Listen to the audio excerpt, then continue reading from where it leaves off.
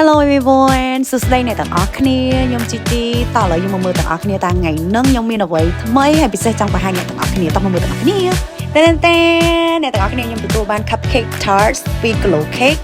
ដែល cupcake tart ហ្នឹងគឺជា product ថ្មីរបស់ Glow Cake ផ្ទាល់តែម្ដងហើយគេនឹងធ្វើការ launching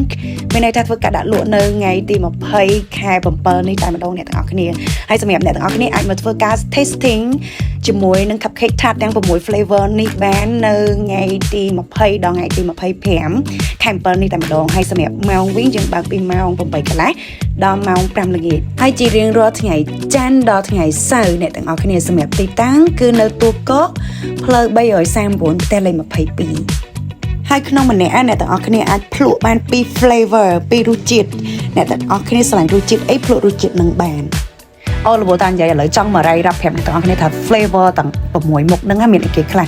យើងមាន pandan ដែលមាន snow ដងនៅខាងក្នុងហ្នឹងអ្នកទាំងអស់គ្នាឆ្ងាញ់មែនតើគេមាន snow ម្នាស់គេមាន snow blueberry គេមាន snow raspberry គេមាន snow cake ហើយគេមាន mocha truffle អាចជាប្រភេទ